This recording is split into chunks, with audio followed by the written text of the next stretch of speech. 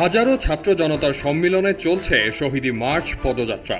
রাজু ভাস্কর্য থেকে শুরু হওয়া পদযাত্রা ইতোমধ্যে শহীদ মিনারে পৌঁছেছে।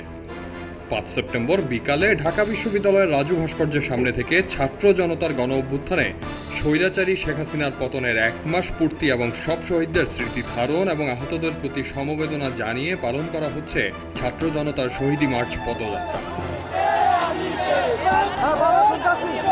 পদযাত্রায় ঢাকা বিশ্ববিদ্যালয় সহ ঢাকার বিভিন্ন বিশ্ববিদ্যালয়, কলেজ, কারিগরি শিক্ষা প্রতিষ্ঠান, মাদ্রাসা ও স্কুলের শিক্ষার্থী ও সাধারণ মানুষ অংশগ্রহণ করেছে।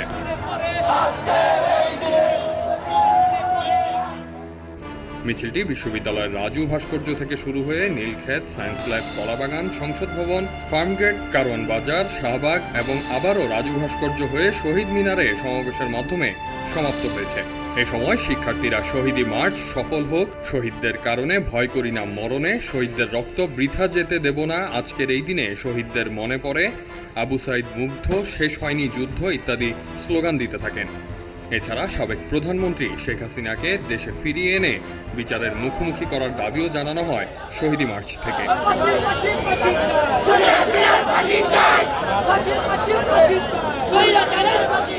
এই অভ্যুত্থানের পেছনে আমাদের প্রায় হাজারো শহীদ ভাই তাদের রক্ত বিসর্জন দিয়েছেন, আরও হাজারো আহত হয়েছেন, অনেকে পঙ্গু হয়েছেন, চোখ হারিয়েছেন।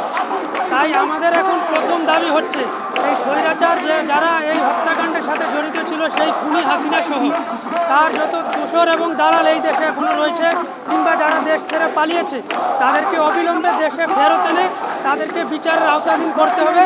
শহীদের রক্তের দাগ এখনও শুকায় নাই, সেই রক্তের দাগের উপর পাড়া দিয়ে যদি কোনো অপশক্তি অপরাজনীতি আবার বাংলাদেশে কায়েম করতে চায়, সেটিকে শক্তভাবে প্রতিরোধ করা হবে। গতকাল বুধবার ঢাকা বিশ্ববিদ্যালয়ের ছাত্র শিক্ষক মিলনায়তনে আয়োজিত এক সংবাদ সম্মেলনে নিহতদের স্মরণে শহীদি মার্চ পালনের ঘোষণা দেয় বৈষম্য বিরোধী ছাত্র আন্দোলন। ডেস্ক রিপোর্ট, খবরের কাগজ। এলো মুক্ত চিন্তার স্বাধীন দৈনিক খবরের কাগজ। এখন খবর হবে নিখাত, নির্ভীক, নিরপেক্ষ।